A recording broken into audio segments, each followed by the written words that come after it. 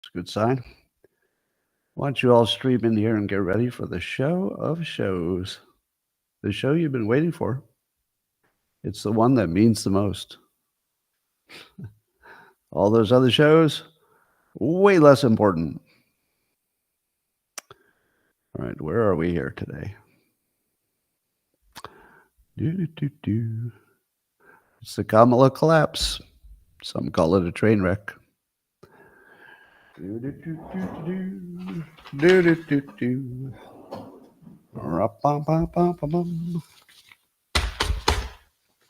Good morning, everybody, and welcome to the highlight of human civilization. It's called Coffee with Scott Adams, and I'll bet you've never had a better time in your whole life. But if you'd like to take this experience up to levels that nobody can even understand with their tiny, shiny human brains, all you need is a cup or a mug or a glass, a tankard, chalice or stein, a canteen, sugar flask, a vessel of any kind. Fill it with your favorite liquid. I like coffee. And join me now for the unparalleled pleasure, the dopamine hit of the day, the thing that makes everything better. It's called the simultaneous sip, and it happens now. Oh, so good. Wow. Well, we will, of course, be talking about the interview with Brett Baier and Kamala Harris, but I'll let a few more people flow in here before we get to that. A couple other items. According to the Daily Mail, that's their word, an evil super gang, woohoo, an evil super gang, has seized 4 apartment complexes in major Texas city in a new terrifying show of strength. Of course, it's the Venezuelan gang. Apparently, they're pretty good at what they do. Now, do you believe this? Do you believe that 4 apartment complexes have been taken over by the gangs? Well, let's watch the mainstream news today. Tell us it didn't happen. Oh, well, you mean the minor incidents? Oh, there might have been some minor incidents. I don't even know what you're talking about with apartments being taken over. That's crazy talk. Well, we'll see.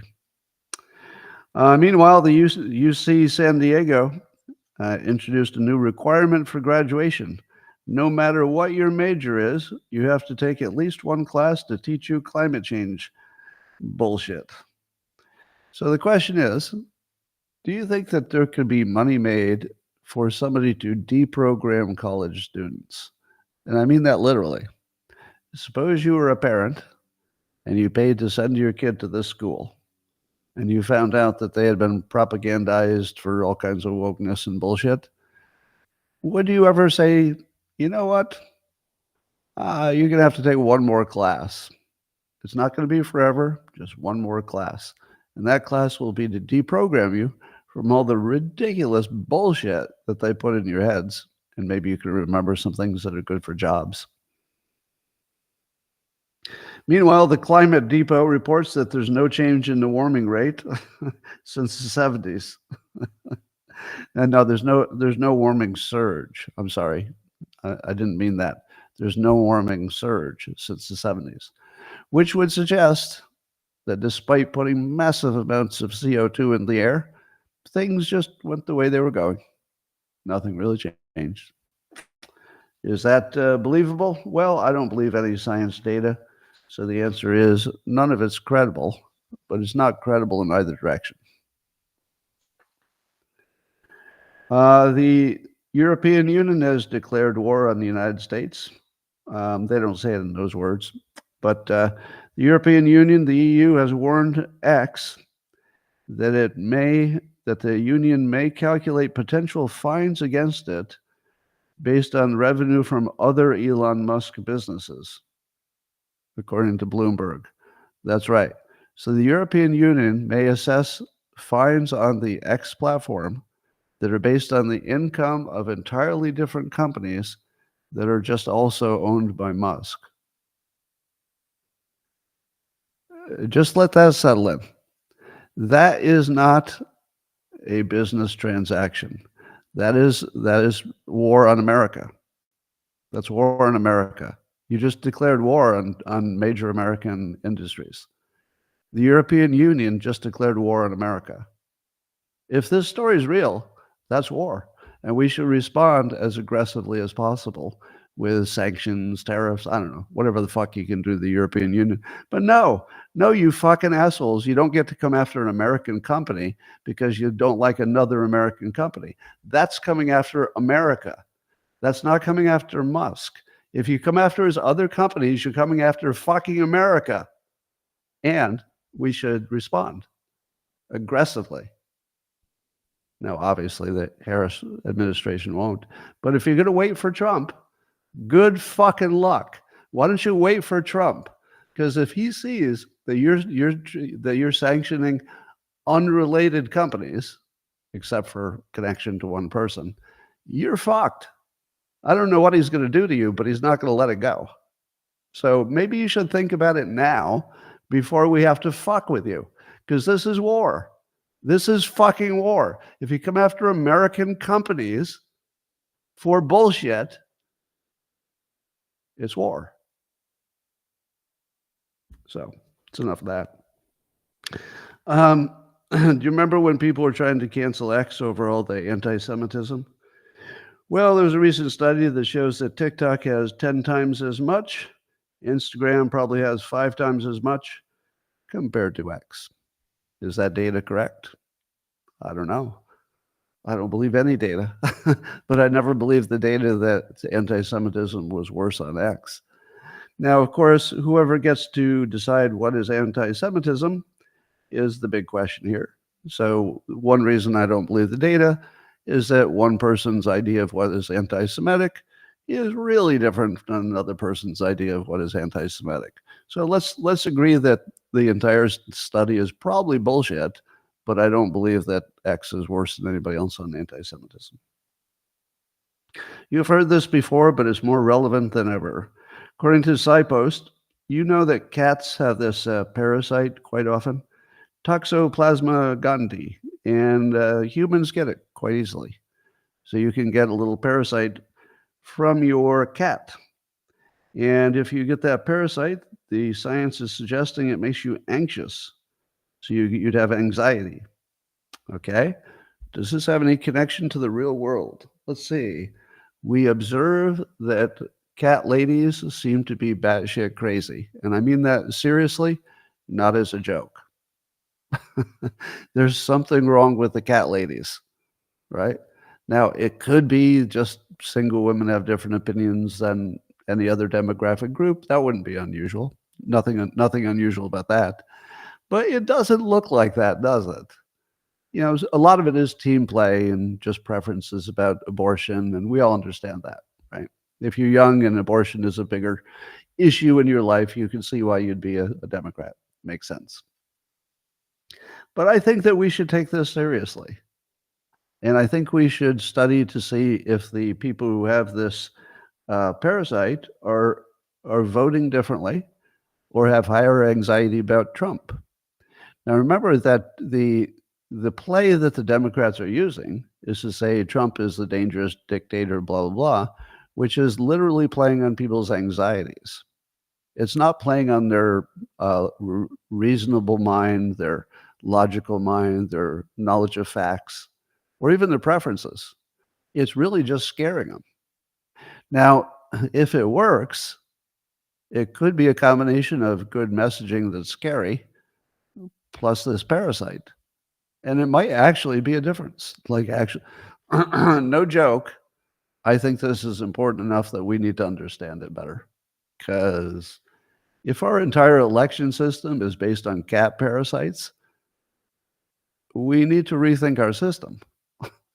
And it might be, given that elections are always close, we might be in a system where we think that we're voting and we're in some kind of republic, and the entire system is being run by fucking cat parasites. That is completely possible. Completely possible. I mean, I wouldn't, place a giant bet on it, but it's at least 20% possible that the country is run by cat parasites. Actually, literally, cat parasites running the country. So there's that. Well, let's talk about the The train wreck Kamala. That's the number one trending thing on X. Train wreck Kamala. So she had, if you didn't hear, a conversation with Brett Baier on Fox News. And to say that it didn't go well would be the understatement of the decade. In my opinion, summarizing it, I've never seen a worse interview. I've never seen a candidate collapse that hard, except for Joe Biden in his last debate. This was Kamala Harris's Joe Biden debate. This was the moment where everybody in the country who watched it said to themselves silently, even if they don't say it out loud, oh, I see why they were keeping her from the public. Remember, that's what you said about Biden. When Biden collapsed in his final debate, you said to yourself, wait a minute, did all the people around him know that this was going to happen? Yes, they did. Did everybody know he had dementia? Yes, they did. Did everybody know that's the reason they were keeping him from the public? Of course they did. And then they were doing the same thing with Kamala Harris. And then we saw when she talked to somebody who asked, tough questions, not a friendly, that there's a reason she was kept from the public. She can't do this. She's an idiot. It turns out, and there's no other way to put it, she's the lowest IQ person we've ever seen, at least in my lifetime, running for president. She is not anywhere near smart enough to do the job. Now, that's not something I say because she's a woman. It's not because of a person of color. Obama, I think, was brilliant. Hillary Clinton, evil, but brilliant. And I can, if you want me to, I can go on all day naming brilliant people who are either black or persons of color or women. Plenty of them. Got lots of them, right? She's not one. People, she's a fucking idiot. She's a fucking idiot. That's the only story. If you're talking about the policies, you're on the wrong playbook. We have somebody who's almost president who doesn't have anywhere near the intellectual heft that we need. She doesn't look emotionally fit. She doesn't look intellectually fit. She didn't look even prepared. It was an absolute fucking train wreck. What did Rob Reiner say about it? Looking good. We'll get to that. Well, you may have heard this became quite viral. David Sachs referred to the Kamala Harris doom loop. The doom loop is that the longer they kept her away from the public, the lower her polls would go, because people would say, hey, we need to hear from you. So that would hurt her in the polls. But if she went the other way and started doing interviews, she's so bad at it, her polls would go down. What are you going to do if the polls are down? Well, you better what? Hide and the polls go down, or keep talking and the polls go down. That's your Kamala Harris doom loop. And it's getting a lot of traction because people are using that frame to understand what's going on. I added to the frame that this is Joe Biden's This is Joe Biden's final debate. This was the reveal, right? Now, the reason I'm doing that is what? Because I want you to think of this at the same time you think of Joe Biden's final debate as the moment we all saw what the real story is, right? Likewise, the doom loop give you structure so that you're all thinking about it in a productive way. Yes, she can't do an interview. She does not have the capability to do the basic thing that a president does. You could throw a dart in Congress, and whoever it hit, no violence, please, don't actually throw a dart. But whoever it hit, unless it was Kamala Harris, probably would be okay. I believe you could randomly pick any member of Congress or the Senate and say, hey, I know you're unprepared, but could you do some interviews and be a presidential candidate? Anybody could have walked into that situation and performed better. Maybe not A+ without a little practice, but everybody could have been a B+. Everybody we've elected has at least B+ capability. She doesn't. She's somewhere in the D-, oh my God, what am I watching capability. It is a fucking train wreck, people. And if you don't see it, you're watching the news. Well, the betting markets obviously saw it. So Trump went to a commanding, gigantic lead in the poly markets, 61-39 odds of winning. So yes, the people who were betting their actual money saw a train wreck. If you're listening to somebody who says it all went fine because she went into the belly of the beast and came out and Trump is hiding from the press, no, that's not what happened. Nobody's putting their money on that point of view. All right, so lots more about this. Number one, Brett Baier had no real chance of having a serious conversation with a serious person. So if you're going to ask me, how did Brett Baier do? I would say he failed completely. Now, but let me also say, Brett Baier is the best in the business. Actually the best, like number one of any network, of anybody doing a job like his. He's number one, in my opinion. And so his capability is 100%. So I'm going to try to put two things together that you say don't go together. He failed completely, in my opinion, complete failure. He's the best in the business. There was no chance. The setup, by its nature, he had no chance. So what, by the way, one of the things you learn in media training, if you know you're going into an unfriendly or potentially unfriendly interview, you make sure that it's as short as possible. And part of that is that you game the system so that you show up late, which she did, and then you say, I got to leave early. I don't know if she did that, but that's part of it. You make sure that the actual time on camera is compressed because, hey, what about that lighting? Hey, I need some makeup on. Just a minute. Oh, I'm almost ready. So you want to compress, which she did. Now, I'm going to give the Kamala team an A+ in media handling, because compressing the time from, I think it was like 30 minutes down to maybe 20 or less, was really good. It's good in a weasel way that, if you're dealing with an unfriendly press, you want as little as possible. So that was strangely very, very effective in an evil way, but very effective. So she also came in and decided she would talk over Brett Baier, not answer his questions, and just use the time to say some bullshit about Trump. Brett Baier thought he was going to ask questions and get responses and maybe have follow-ups. Nothing like that happened, and there's nothing that Brett Baier could have done differently that would have changed it, because she came in with a plan to just filibuster and use up all the time and talk over him and make sure nobody heard the questions. You can't do anything about that. The only thing you could do is cut it short and say, look, we spend 5 minutes here, and it doesn't seem to be that you're willing to have a real interview. Should we just cut it short? And then she would get all mad and huffed and puffed and walked out, and then nobody would ever talk to Fox News again, ever. Is that a winning play? Nope. He did not have a play where he could just cut it off. Did he have a play where he could settle her down in any way? Is there anything he could have done to get her to be a legitimate interview? Nope, because that was her decision. And her decision was to be not a legitimate interview person. So there wasn't anything he could do under the strict guidelines that he's an employee of Fox News. He had a certain set of time. He had other deadlines for other shows and stuff like that. They had to be prepped in time for the time they said it was going to be on. So within the constraints he was working in, he didn't have anything. He just had nothing to work with.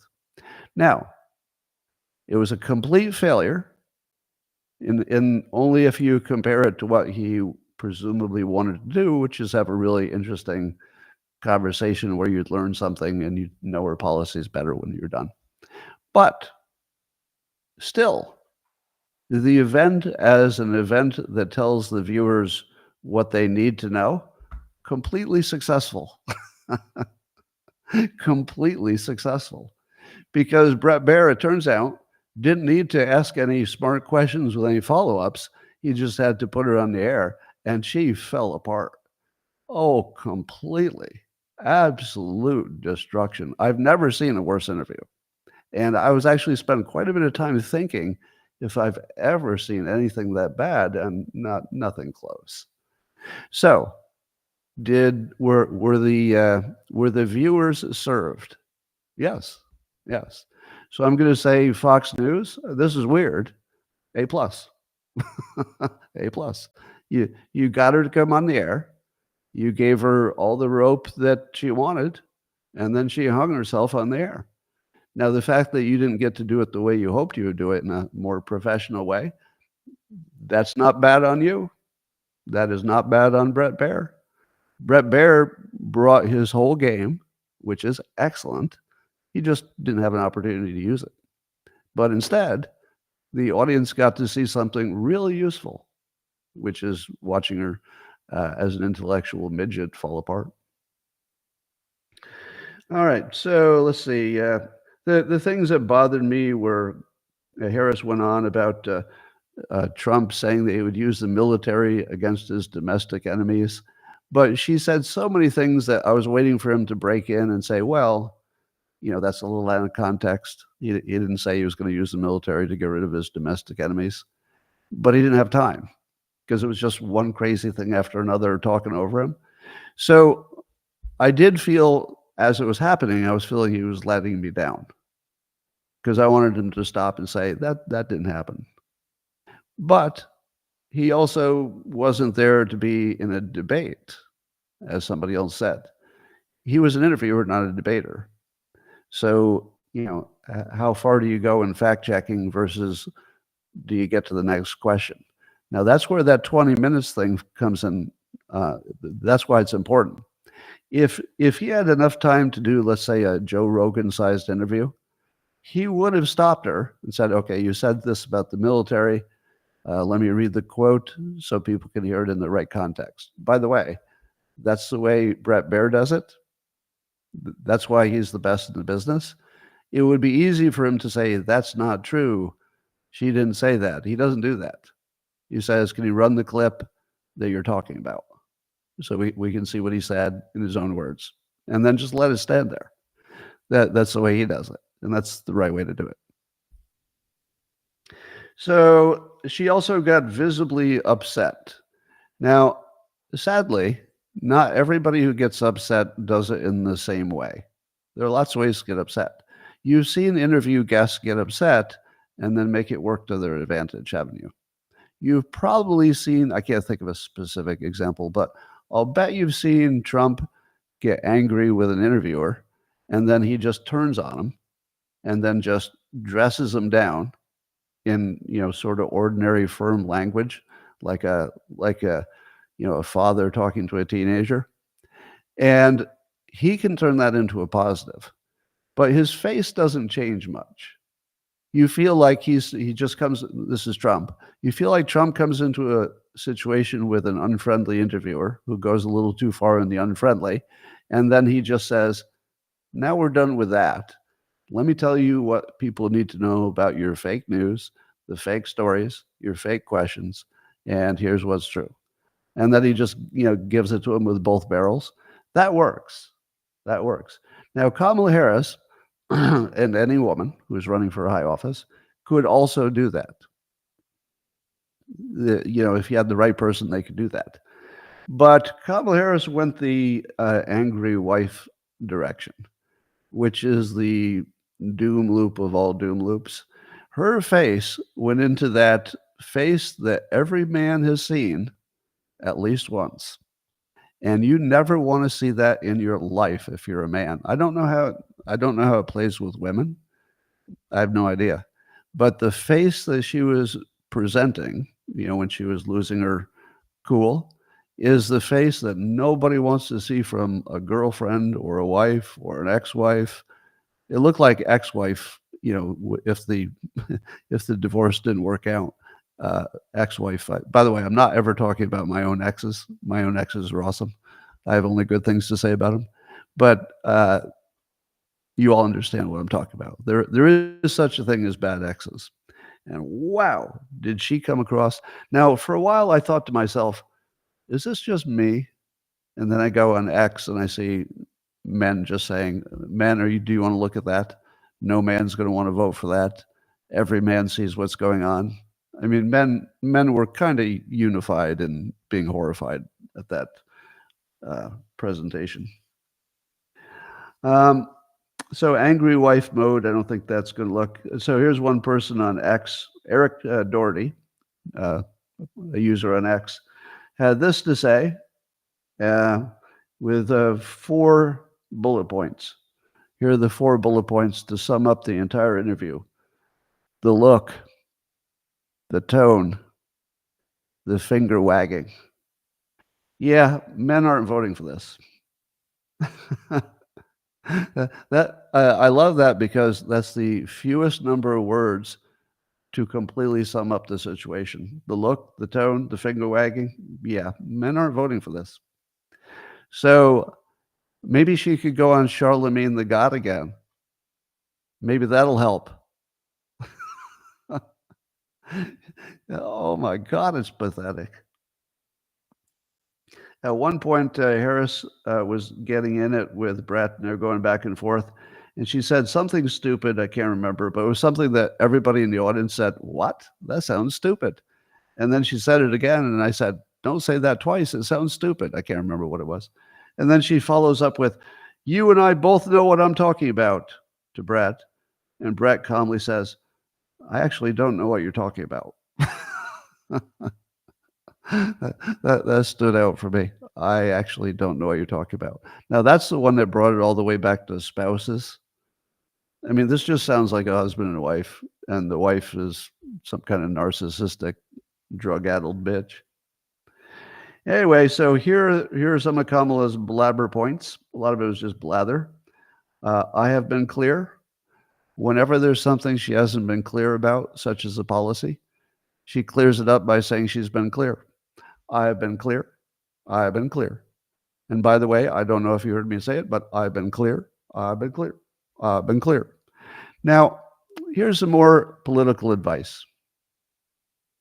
If you're going to borrow a phrase from somebody who has it as almost their catchphrase, you don't want to borrow a catchphrase from the second biggest fucking moron in the world, Karina Jean-Pierre. She's one in the spokesperson who always does he's been clear. I've been very clear. I've been very clear to every single question. Don't borrow the biggest moron's catchphrase. Think of all the people who have catchphrases and all the people in the world. There's 8 billion people. 8 billion people that you could copy. Don't copy the biggest fucking idiot in the world. Oh, well, I've been very clear. I've been very clear. I like how she's handling this. I feel like if I did that, I could get as good a result as Karine Jean-Pierre, who recently got promoted. So that's obviously working. So I'm going to go with that. I've been clear. I've been so clear. Oh, my clarity is beyond clear. Yep. Then asked about her differences of opinion before she became vice president, and how she had a bunch of radical sounding things that she's not promoting when she's vice president and not promoting as she's running for president.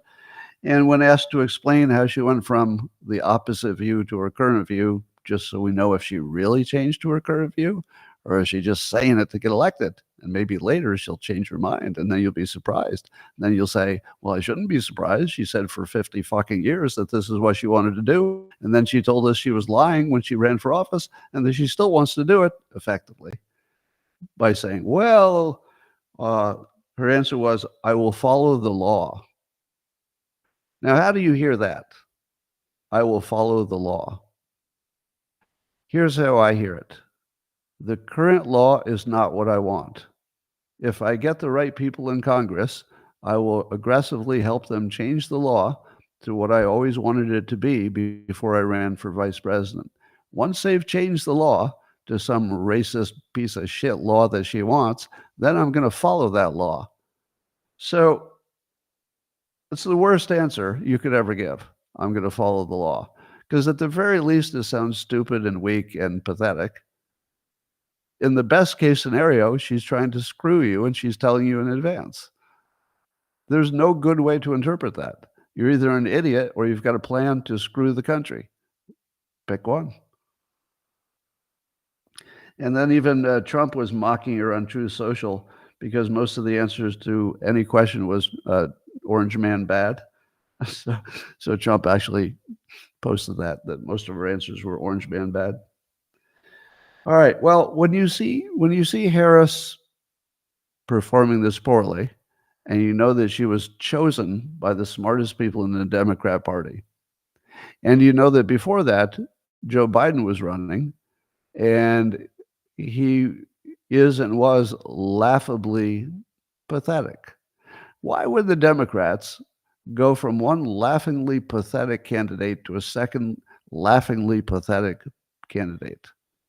Well, it feels like if this were a sport, this were professional basketball, it would feel like they're playing for a better draft pick. Now, if that doesn't make sense to you, if you don't follow sports, professional teams such as the NBA, if they get to pick every year, they get to pick the best young people coming out of college, or not always college, but the order in which they get to pick is based on how poorly they did the year before. So if you're not doing well during the season and you know you won't make it into the playoffs, it's better to lose more games than to win, because half of the season's gone, you can't make it up. So you might as well sort of pull back a little bit, lose more games, be the worst one in the league, and then when you get to pick, you get LeBron James because he comes up in the draft. I mean, let's say a young LeBron James. So it almost feels like this weird situation where the Democrats are not playing to win. They're doing such an insanely obviously stupid job that you think, oh, I get it, you're playing for the next draft pick. But there is no draft pick. There's no draft pick.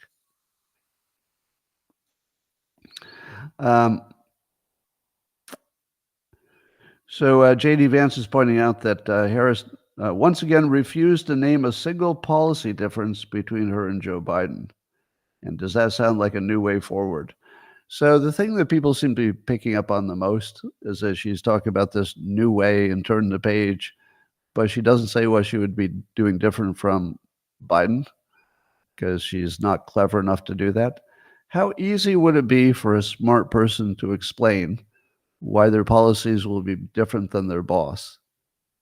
I feel like anybody with a reasonably high IQ could pull that off perfectly. I will give you an example.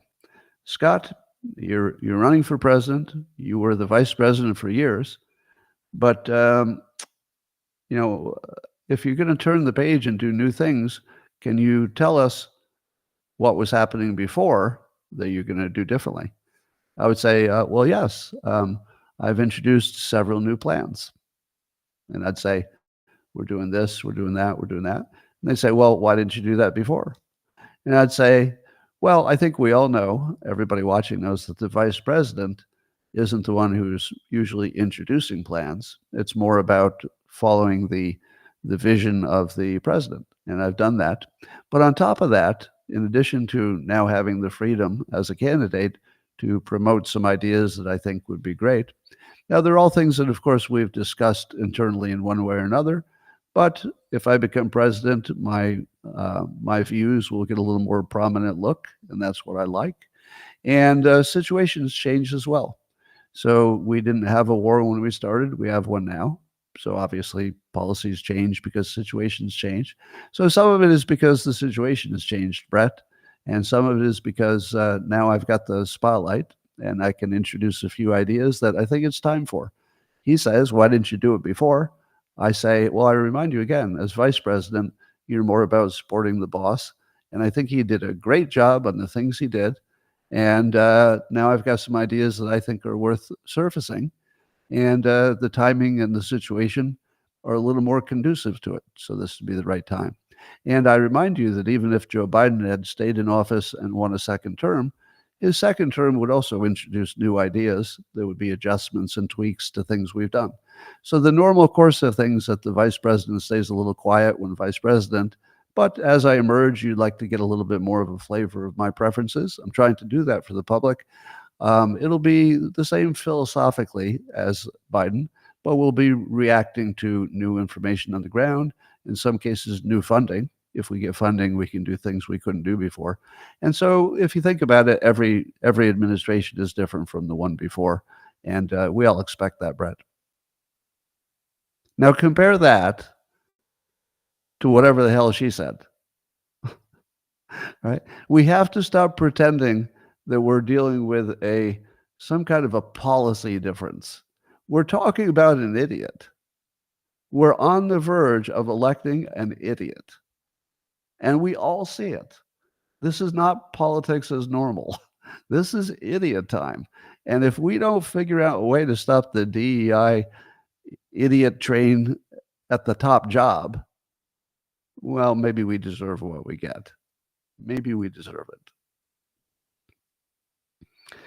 Well, what did the press say about it? CNN, NPR, and The Guardian, and let's see, a bunch of other outlets all said it was a testy interview. Testy.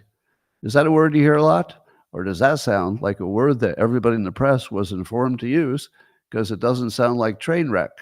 Oh my God, it was a train wreck. Say it was testy because that'll make her sound tough. She was testy because you don't want to say she acted like a crazy bitch because that's what it felt like. You want to say she was testy. So everybody's going to say it's testy. Even Newsmax said it was testy, but I don't think they got the memo. And Elon Musk was mocking the news for always saying the same thing. All right. I saw a post by somebody named Tiffany Fong. Now, you don't need to know who Tiffany is. She's just a person with an opinion on social media. And on X, she posted this. She said, I don't actually consider myself radically right or radically left. I just think Kamala Harris is stupid, and I am voting for Donald Trump. How many views do you think she got for that? 76 million. Now, to be fair, Elon Musk reposted her with a comment.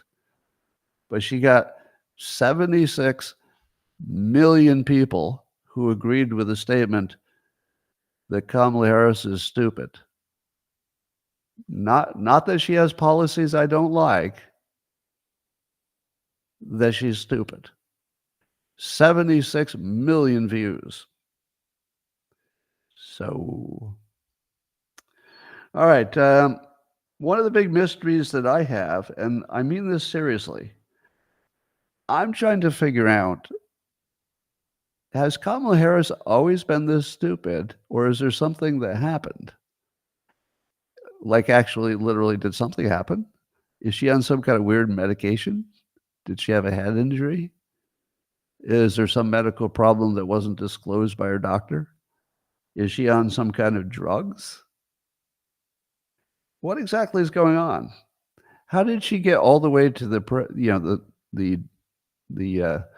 doorway to the presidency by being so stupid that you wouldn't hire her for any job? Imagine that she came in to interview with you. You're the boss, and Kamala Harris comes in to interview for any job. For any job. Could be a server in a restaurant, could be a lawyer in your law firm, could be a doctor, administrator in a hospital, any job. Would you hire that? Based on what you saw, would you hire her for anything? And the answer is, I don't think so. I can't think of any job that personality would fit to. And so I asked myself, how'd you get all the way here? Was that all DEI? Was that all identity? And even I, who have been a big critic of DEI, I can't believe you could get all the way here just on that.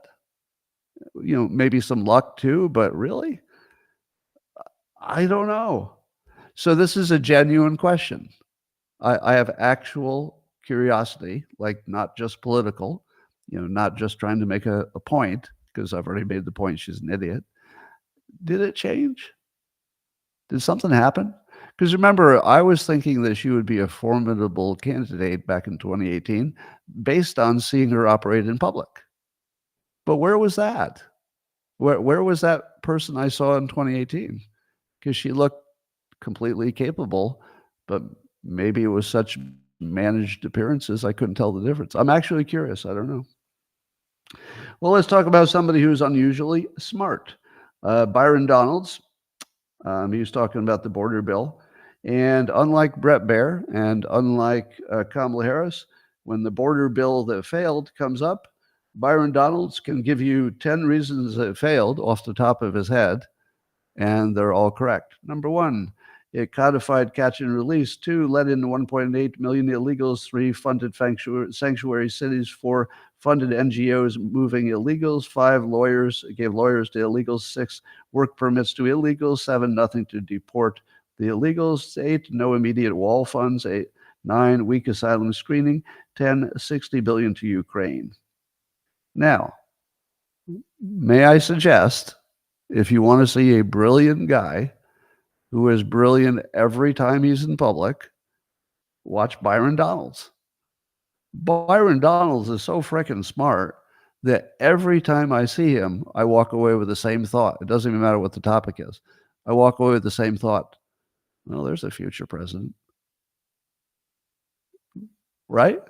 If you've watched him in public, when he was done, you had the thought that not only what he said was super capable, like really smart, but then you also said, what would stop that guy from being president? And the answer is nothing. I mean, nothing I know of. So everybody has to be vetted, but that is smart. So you watch J.D. Vance and you say, okay, that's really smart. You watch you watch Barack Obama. Very smart, even if you disagree, but very smart. Bill Clinton, super smart. Hillary Clinton, super smart. Lots of smart people in the world. Kamala Harris is not one of them. Yeah. And when you watch Trump, it's brilliant and in a way that's only Trump. We've got to stop acting like this is political, people. There is an IQ minimum for president, and we need to act like that's real, because there is. You got to be at least a little bit smart in that job. Anyway, I saw somebody else say this before I did, and then I felt bad because I thought it was so brilliant that I was going to say it first, but then I think a few other people said exactly the same thing before I did. So to those people who said it before I did, I salute you, but I'm going to say it too. I think the odds of Harris going on Joe Rogan are close to zero now. Now, some people said, no, he's a friendly. So even though maybe he would not necessarily vote for her, he's a friendly interviewer, a friendly personality, a good guy. It would be casual. She'd look fine. Oh, no. There's no way that her team went home happy last night and said, well, that worked out so well, I can't wait till you're on Joe Rogan. I don't think they had that thought, because the biggest thing that she did to, well, let me say this. The reason Brett Baier was helpless is that he had to work with a limited timeline, which Joe Rogan doesn't. He had to start at a certain time and finish at a certain time, which Joe Rogan doesn't. It had to be limited to a certain amount of time. Joe Rogan doesn't need to do that. But also, Brett Baier had to bring a certain level of professionalism that would represent his employer, because his employer needs to be able to get sometimes a Democrat to come on the air. If it's a complete beatdown and it's unprofessional, then they just say, well, just look at that unprofessional thing, so that's why we don't go on the air. But Joe Rogan literally, is a commentator for MMA fighting, a stand-up comedian, and number 1 or number 2 podcaster in the entire world. He can just keep talking. And he doesn't have to follow any of her rules, and he doesn't have to follow any of Brett Baier's Fox News rules that, requires a certain specific kind of professionalism. But Rogan would not be bound by that. Now, I'm not saying that Joe Rogan would, like tear her apart and, turn into some different personality. He's not going to turn into, Bill O'Reilly overnight or something. But just letting her talk and making sure that when she was done, that she, he points out she did or did not address the question, it would be the end of her.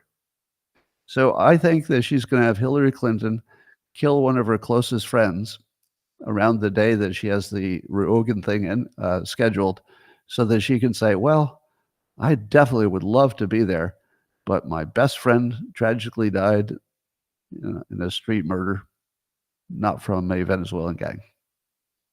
Probably from some Republicans, she would say. Another question is why she didn't do things with the border sooner, when we know that the first thing they did was open the border and then people got killed. And she basically said that she wants to close the border now because people will get killed if she doesn't. But she didn't think it before, and she can't explain why she was okay with people getting killed by the people coming in the border. Not many of them are dangerous. So let me say, just so I say it every once in a while, I don't believe as a percentage that the migrants are dangerous. But 1% of the number of people coming in would be a gigantic crime wave. I mean, that would be a lot of crime if 1% of them happen to have a criminal impulse. So she basically botched every single, everything. Anyway, so let's talk about some other things. Some of the state's most well-connected Democrats apparently are worried about the Pennsylvania operation. I did not write down where I got that story from, so sorry about that. But there's a report that Kamala Harris's ground game in Pennsylvania is sort of chaotic and a mess, and that's, people say, is going to be the key state. Meanwhile, Elon Musk says he's going to have about half a dozen public events in Pennsylvania just to help Trump. And that's amazing. It's amazing. I mean, it's going to be hard for Democrats to ignore that Musk is throwing himself into the election at the complete risk of destruction. Musk is all in a way that nobody's ever been so all in before. You know, one of the things that Musk famously did is he bet everything on Tesla, and then he bet everything again, I think, on SpaceX. So he likes to bet everything. He's one of these bet everything guys. And going all in on Trump is really betting everything. Because if he loses, I feel like the Democrats are just going to pick him apart with lawfare. And he's got to know that. Anyway, here's what else is going on. Here's some of the comments from Morning Joe. So, as you know, I only watch MSNBC because it's hilarious. Well, once you realize they're not a real news network, and they're not trying to be, they're just a propaganda network, then it's funny because the people just seem so ridiculous. So Morning Joe said, quote, the host, he was talking about Brett Baier, the host's constant rude interruptions were designed to distract from the issues and facts that Trump and his acolytes try and twist and distort every day.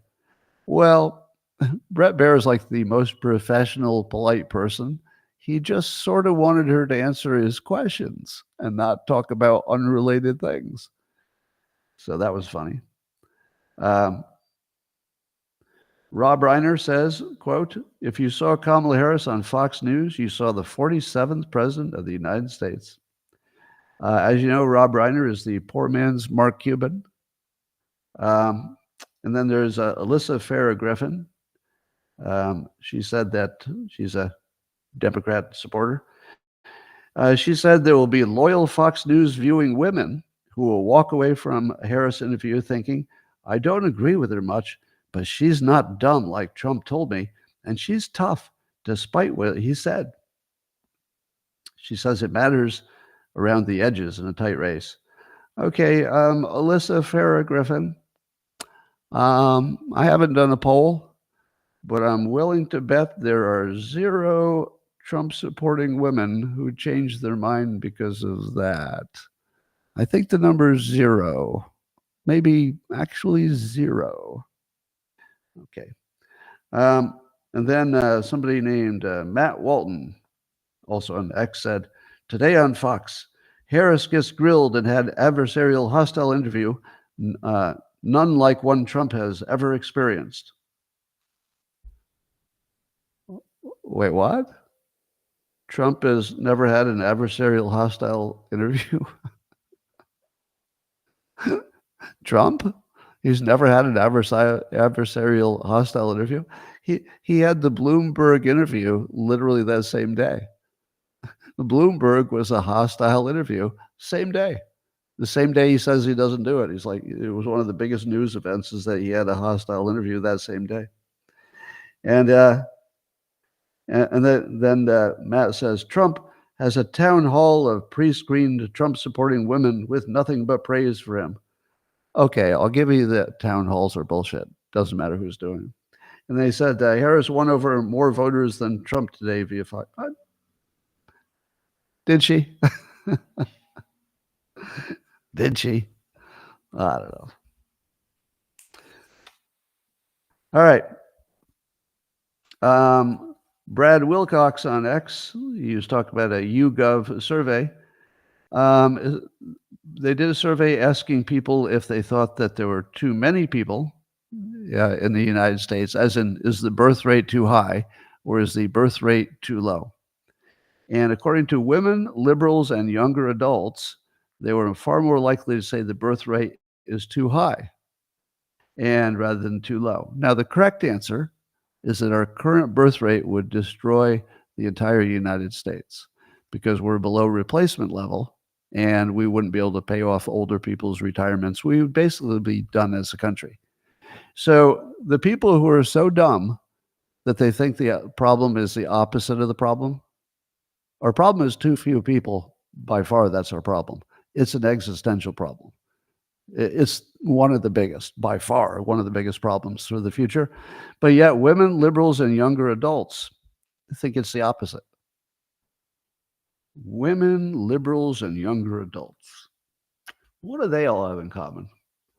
Women, liberals, and younger adults. Calculating, asking AI. Oh, yeah, they're usually Democrats. Imagine being a Democrat and believing that there are too many humans being born in the United States. You're an idiot. There's no nice way to put this. You're stupid. But the thing is that so is Harris. And it makes me worry that there are so many stupid people who are women, liberals, and younger adults. And by the way, I'm not saying all women or all younger people or even liberals are idiots. Clearly not the case. But there is a dominant number of women, liberals, and younger adults voting Democrat. I don't think it's a coincidence. Do you think it's a coincidence that the dumbest people are on the same side? No, it's not a coincidence. The dumbest people are always on the same side. I've told you the story about, for a brief period, I joined Mensa back in the 80s, early 80s. And I thought, oh, wouldn't it be interesting to have like debates with people who literally are in the top 2% of IQ? And so I'd host some events at my place, and I would bring up topics to have debates, and we couldn't get into any debates. Do you know why we couldn't get into any debates? Nobody disagreed on anything. True story. I had so many people in a room that the entire floor was filled with people sitting on the floor. So the room was just, a fire hazard of density of people literally who had passed an IQ test to be considered geniuses. And when I tried to get them into a debate on anything, they wouldn't do it because they all agreed on everything. Didn't matter the topic. Now, I don't think it was an accident. Do you think you could randomly put together a room full of people who would agree on everything?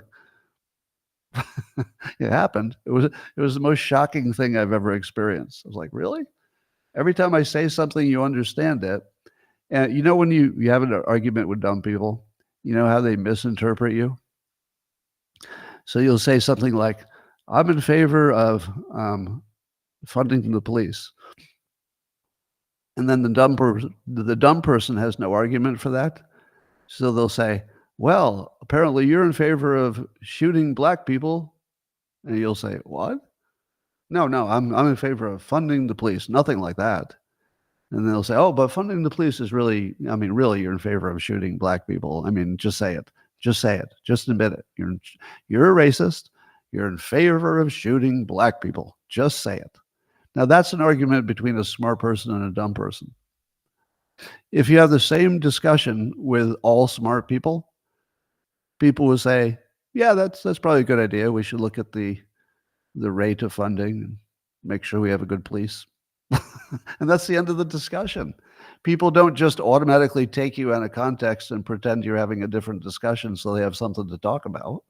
And they don't say it's about fairness, because fairness, I always say, is invented so idiots could have debates. There's no such thing as fairness. There's just what people can get away with, and that's it. And all smart people know that, so they don't debate it.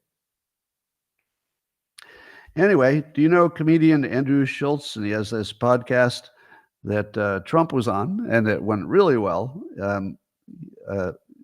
Trump did so well on the podcast with Andrew Schulz and his other hosts that it made a lot of news, and people were pretty entertained by it, etc. And apparently that was not good for Andrew Schulz's business model, because he's a stand-up comedian. And 3 hours after that, one of his shows got canceled. And there's some indication, he used the plural. So he said, they're canceling my shows, plural. So he's getting canceled for having Trump on the show and being favorable to him. Now, you know what's ironic about this? Ironic. Maybe not ironic. Wrong word.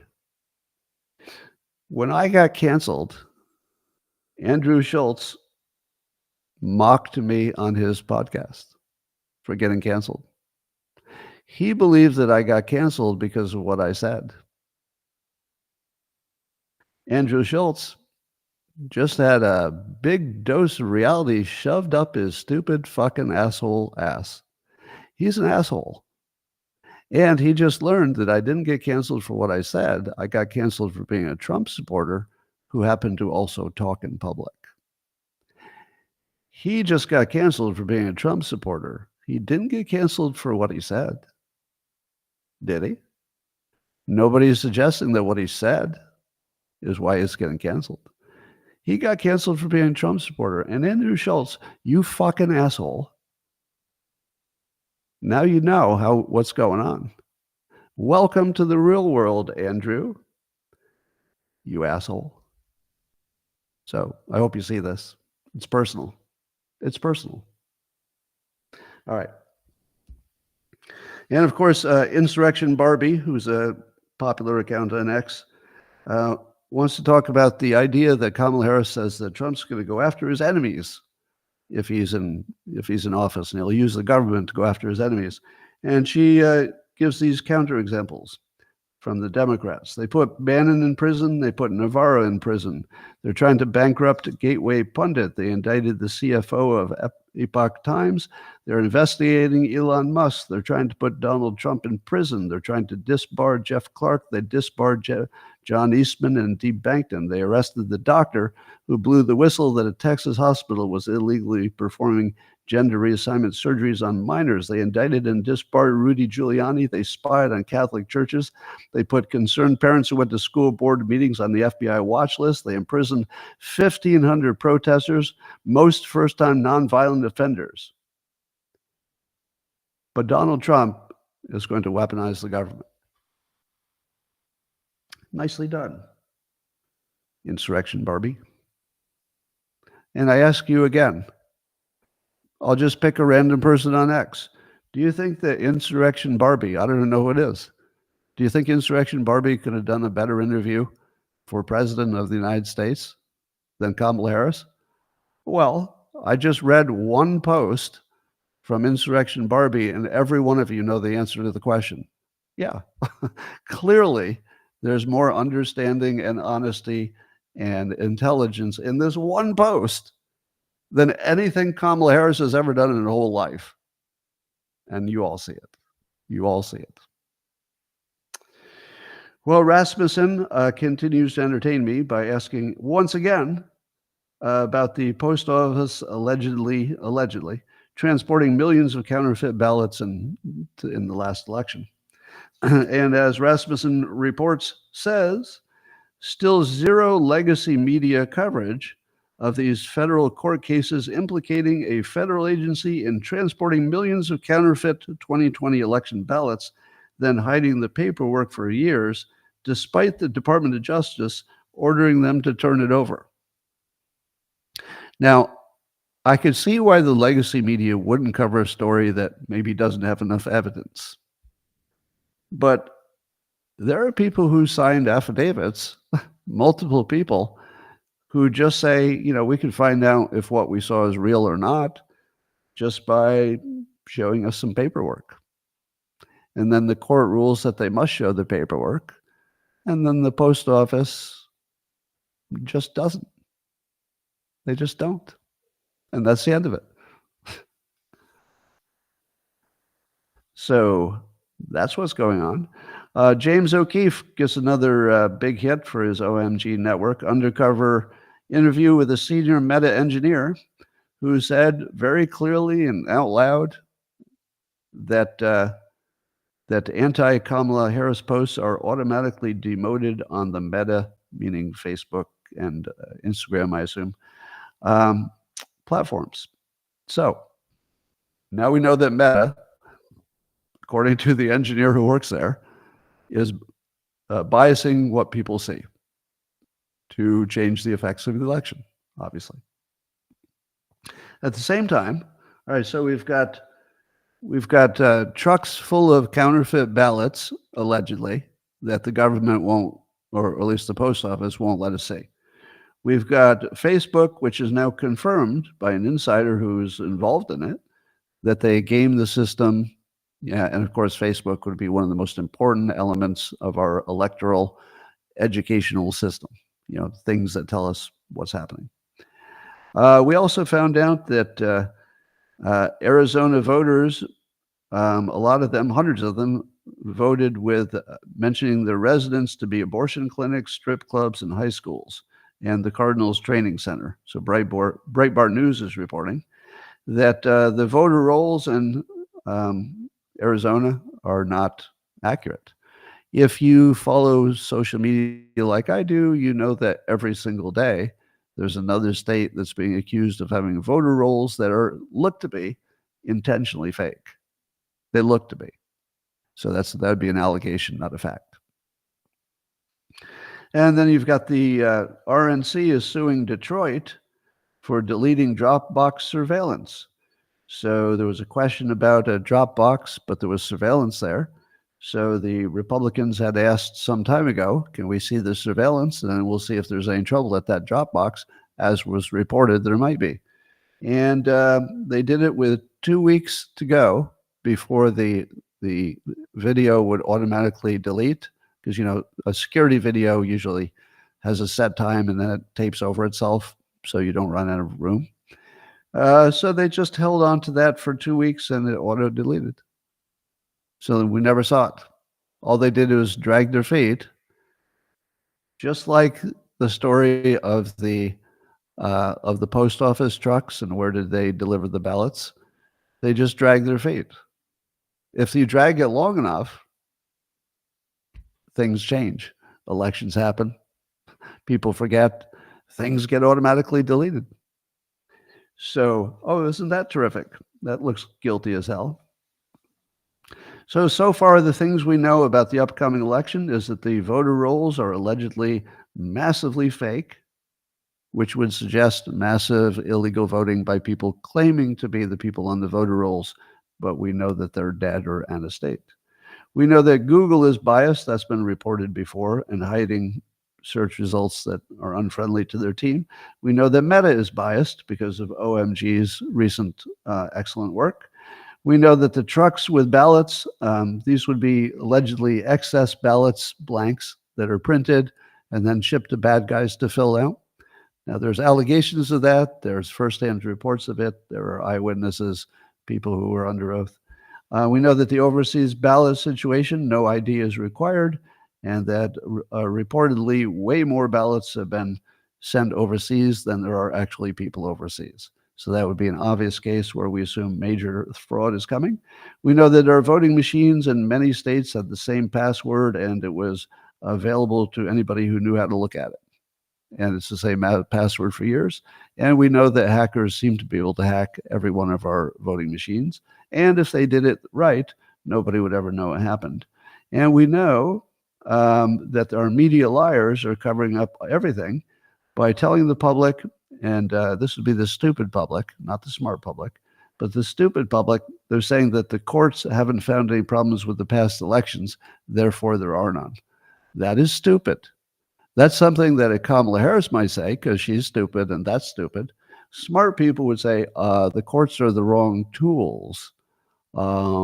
It's like saying I can't eat an anvil. It's true. It's just not the right topic. It is true that the courts didn't find anything. It's also true they're not the tool that you would use to find anything. And they prefer to work as hard as they can, the courts. They will work as hard as they can to not be involved in an election because the courts don't want to determine the election. And I appreciate that impulse, actually. But it does make them not the right tool. And if they're not the right tool, what is? Well, we have an election system that can't be fully audited, and there's no tool to find out if anything went wrong. Under those situations, when you've got something that has a sky-high importance, people think they will be rounded up and killed if the wrong president gets in office. People actually think that. They'll be rounded up and killed. Other people think the country will turn into a socialist cesspool and we're all dead the other way. Now, under those conditions, when you have an election where you can't audit it, there seem to be a dozen different ways you could cheat it without getting caught. There is no mechanism, because the courts don't do this, they're the wrong tool, no mechanism to catch it. Under those conditions, how often can you accurately predict that the system will be gamed and rigged? The answer is 100% of the time. 100% every time in any situation, election or not, that has the qualities that somebody could gain a lot and there's no way to catch them. If you could gain a lot and there's no way to catch you, you're going to cheat. Somebody will. Right? The third thing you need is lots of people involved.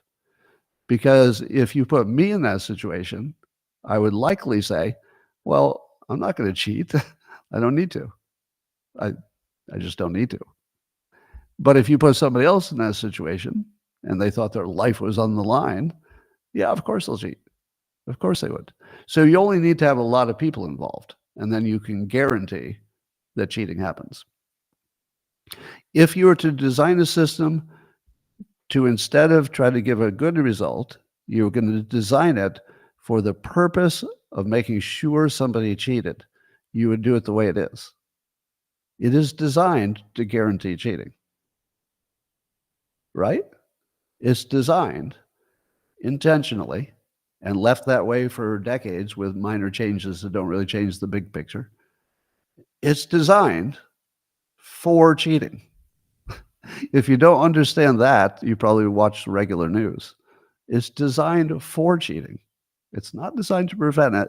It's definitely not designed to catch it after the fact. There's no tool to catch it. All they have to do is say that the Democrats won and then drag their feet. Well, yeah, we ran out of time. But maybe if you checked the video, it got deleted. God, I wish we'd collected that before 30 days had passed. Dumb. Oh, look at me. I'm dumb. Oh, sorry, accident. So that's where we're at. How bad is it? Well, also according to Bret Baier, there are more Americans that are leaning Republican than Democrat by a 7-point margin. Now, that would be a complete reversal with recent history. Democrats have always outnumbered Republicans. And here, if you include the independents, you're taking the leaners, because most independents are heavy leaners, one way or another. So if you look at the heavy leaners, there are at the moment substantially, by 7 points, that's a lot, more Republicans. What does that tell you about the election? one thing. If it's true that there are 7 points more Republicans, Trump has a landslide coming. He would win the popular vote by millions. And unless something illegal happened in the swing states, he'd probably take 6 out of 7, maybe all of them. So that's almost guaranteed simply by the fact that there are so many more registered Republicans, and that's a brand new situation. You don't even need to look at the polls. You don't need to look at the betting. The only thing you have to look at is the number of voters. Now, that's not always the case. If the Republicans were fewer than the Democrats, then some things can happen where you get the national vote, it goes Democrat like Hillary, but the swing states go Trump because you just played them better. But if you have more by 7 points, more Republican voters, that guarantees a fair election as a landslide. It just wouldn't go any other way. So now we have a guarantee that if it's fair, Trump wins in a landslide. What if he doesn't? I don't know. I worry that what's really happening here is that a setup to put the last complainers in jail, because people are going to flip out. If the numbers stay the way they look and then suddenly there's some surprise Kamala Harris victory, people are going to flip out. I don't think the Democrats have the balls to do what they're going to need to do to take power. Because if they try to do this and they don't get away with it, they're going to jail. All right. The only way that they can beat this is with crime. And Trump has been very clear, you're going to jail. Now, they can complain all day long about he's trying to use the military after his enemies. But there's one sentence that you may have heard before. I think I heard this from a Democrat. So see if you've ever heard this before. Nobody's above the law.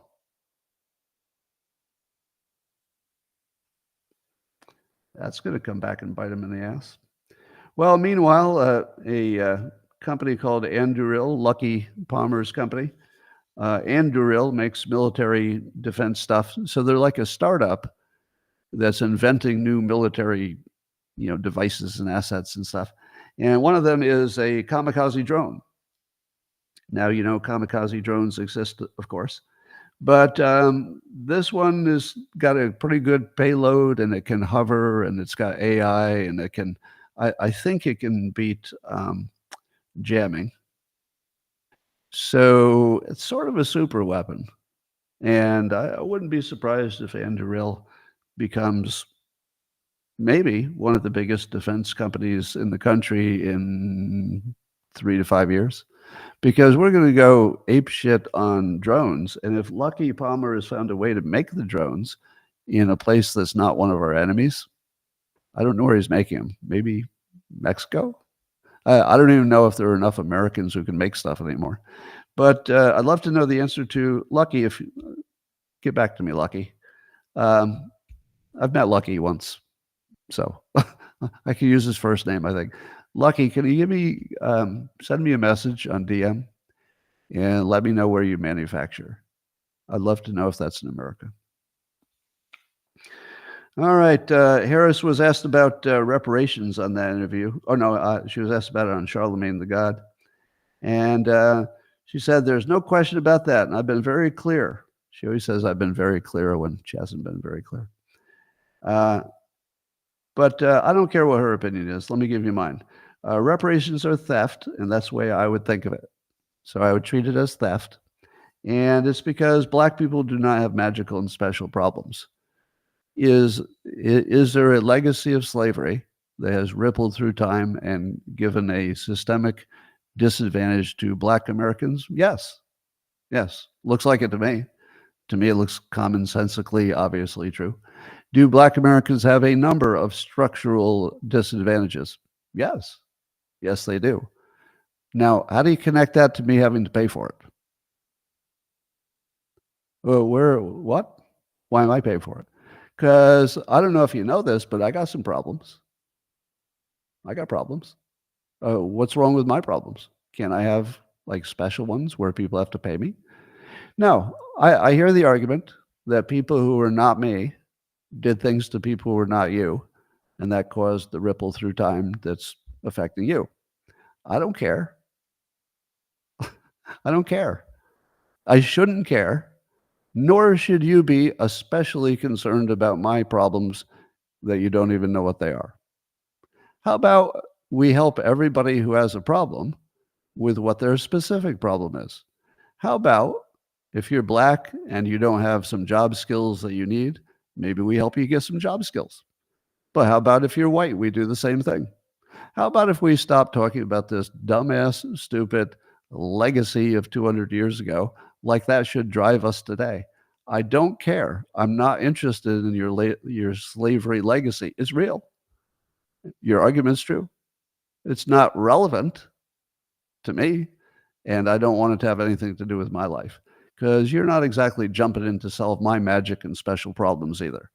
So I'm pretty sure that I would rather be a well-educated, tall, black, young man than whatever the hell I am right now. So how about you pay me some reparations if you got born lucky and I didn't, right? So reparations is theft. It's not about what's right or wrong. And if you try to steal my money, I'm going to make it as hard as possible for you to do that. Surprisingly, fermented black garlic extract could fight prostate cancer, according to No Ridge. That's weird. So it's actually been studied, and that you can slow down the inflammation. So this brings me back to this whole inflammation thing. Is cancer mostly inflammation?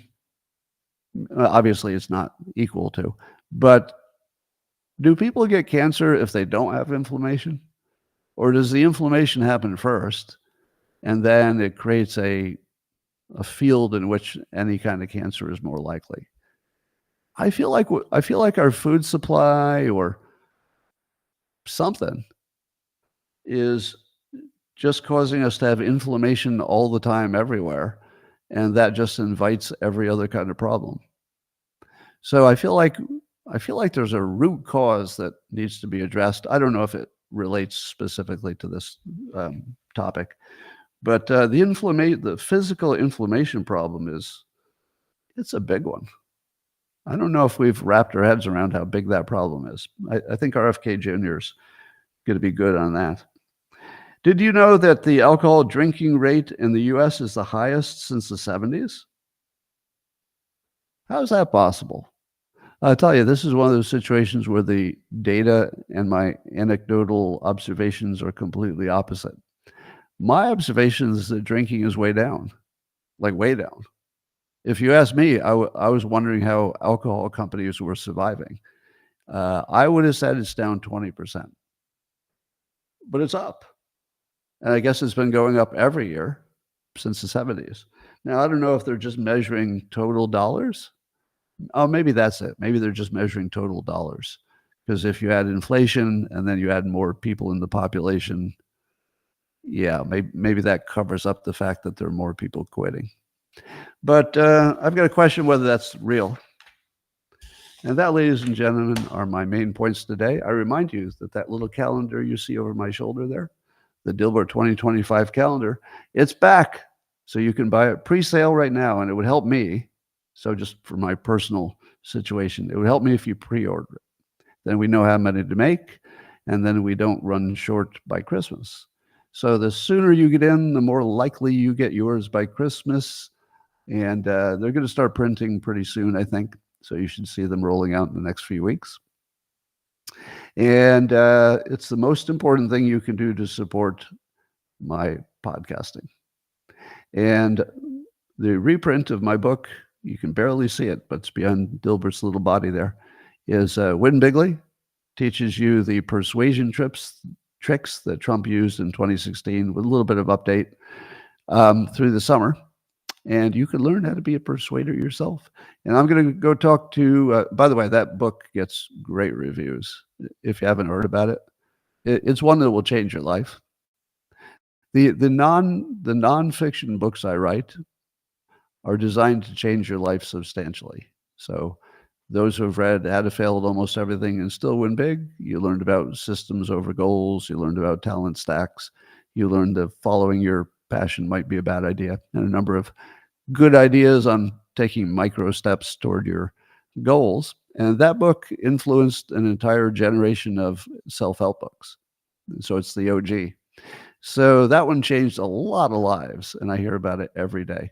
People who lost 80 pounds, stopped drinking, got a promotion, made millions of dollars just using the concepts in the book. And Win Bigly had a similar response in that people learned persuasion and then used it in their life and their personal life and changed their lives.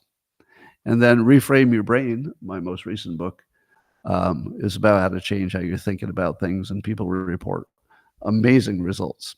So I will say this as a fact, not just marketing. All right. Now I do marketing where I try to tell you the best, the best explanation of something, but this is a fact. If you were to say, I'm just going to try this thing, I'm going to read 3 of Adams's books, How to Fail at Almost Everything and Still Win Big. That one also was a second edition. Win Bigly and Reframe Your Brain. Your life would be improved in ways that you can't even believe. And I mean that as a helpful fact, not just buy my book. I have enough money. I'm fine. I don't need your extra money. The reason that I went from cartooning to books that I thought would help change people's lives is because that's what I want to do. What I want to do is change your life and make it better. That's the satisfaction I'm pursuing. So this is marketing, I guess.